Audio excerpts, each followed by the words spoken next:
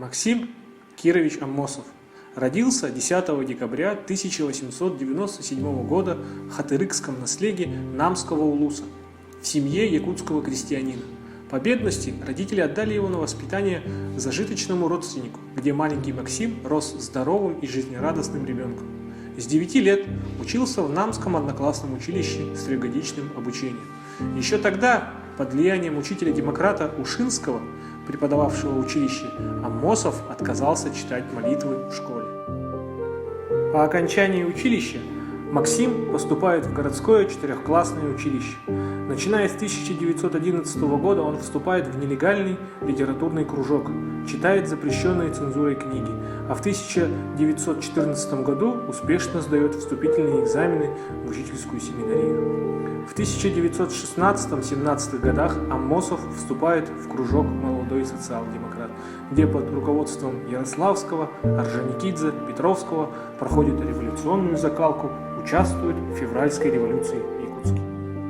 С марта 1917 года Максим Аммосов – член Якутской объединенной социал-демократической организации, председатель Союза чернорабочих якутов, член Якутского совета народных депутатов, член Бюро комитета общественной безопасности. Именно в эти годы за ораторский талант друзья назвали его Максимом Ярким.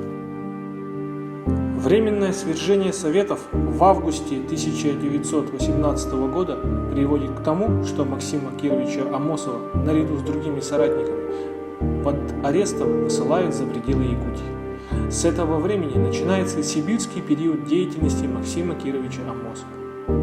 Освободившись условно из Киренской тюрьмы, как ученик, Аммосов нелегально уезжает в Томск, где работает учителем в сельской школе до начала 1919 года.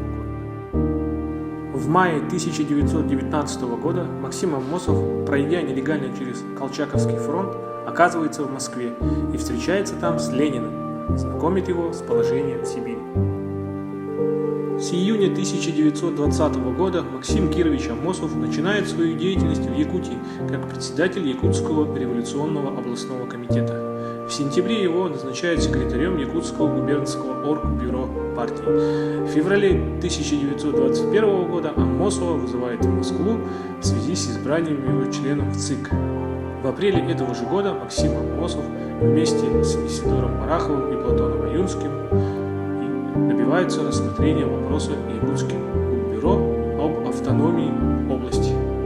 С июня по ноябрь 1921 года Аммосов работает председателем губернского ревкома, заведующим Якутской секцией бюро партии, затем командируется. В 1932 году Максима Кировича, слушатели третьего курса Аграрного института Красной профессуры, командируют первым секретарем Западно-Казахстанского, с 1934 Карагандинского, с 1936 года Северо-Казахстанского областных комитетов партий.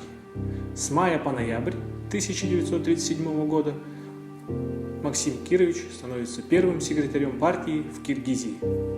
Под непосредственным руководством нашего земляка была принята Конституция Киргизской ССР.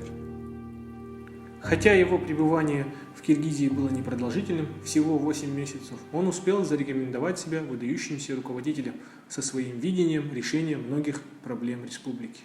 Большое внимание Максим Кирович уделял подготовке местных кадров и проводил политику коренизации государственного аппарата, что до него никто не делал. С первых дней своей работы в республике Максиму Кировичу Аммосову приходилось бороться с произволом органов НКВД. Киргизия явилась последним прижизненным местом деятельности Аммосова. Здесь он познал весь трагизм системы, которой служил. Максим Аммосов был арестован 16 ноября 1937 года по ложному обвинению. 28 июля 1938 года расстрелян в Москве, захоронен на спецполигоне НКВД СССР Коммунарка. 28 апреля 1956 года военная коллегия Верховного суда СССР полностью реабилитировала Максима Кировича Аммосова за отсутствием состава преступления.